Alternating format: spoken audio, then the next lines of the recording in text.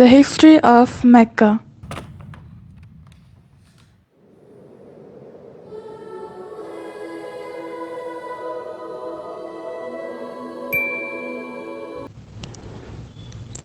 Our story begins with the city of Mecca.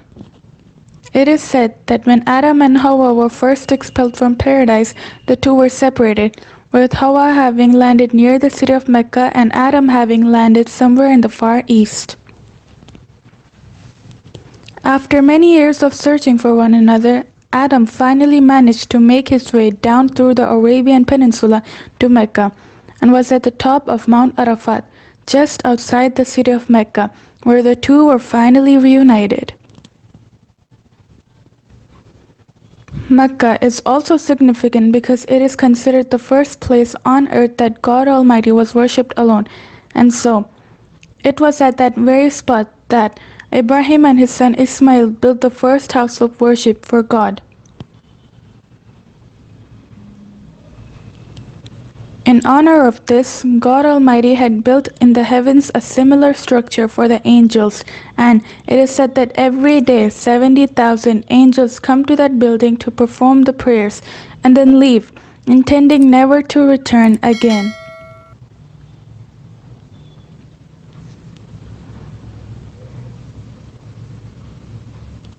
When Ibrahim and Ismail had finished building the sacred house, there was still one brick that had to be put in its place.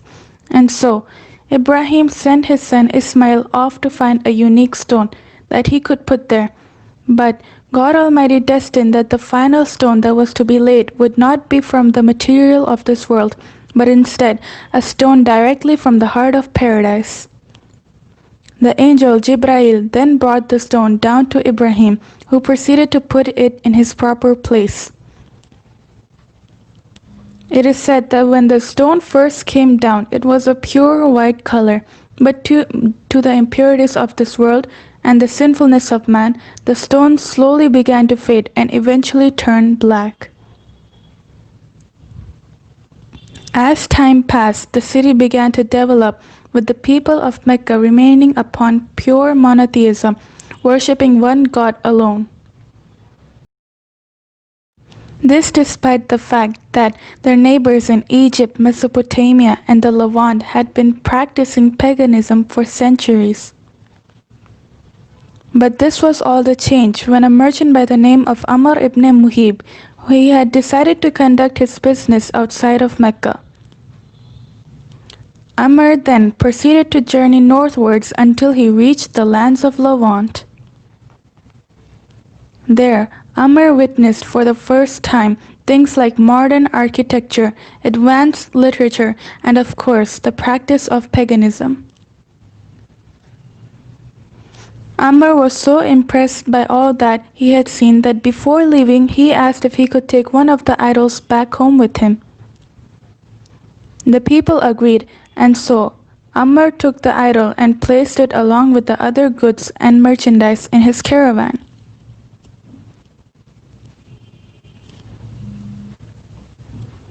He then set out southwards back towards the city of Mecca. When Amr arrived back home, he immediately took the idol and placed it right in front of the sacred house. He then proceeded to tell the people that this was now going to be the God that they worship. Sadly, this concept faced little if no resistance, and as time passed, the people began to worship more and more different idols, until it is said by the end of the 6th century, there are over 360 different idols surrounding the sacred house in Mecca.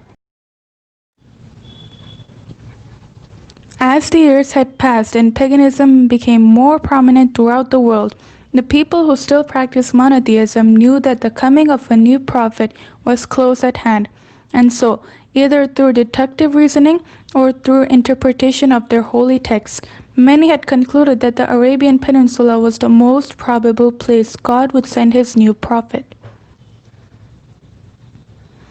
For at the time, the Roman Empire and the Persian Empire had extremely repressive governments and were hostile towards any type of rebellion, be it ideologically or politically, while the Arabian Peninsula, on the other hand, though also deeply mired in paganism, was a land ruled by tribal law and never had a real central government. As time went by, it appears that more and more people began to move down to the Arabian Peninsula to await the coming of the next prophet. And so, in the very land in which man first worshipped his Creator and where Ibrahim built the first house of worship for God alone, it was there where God had destined his last and final messenger would emerge.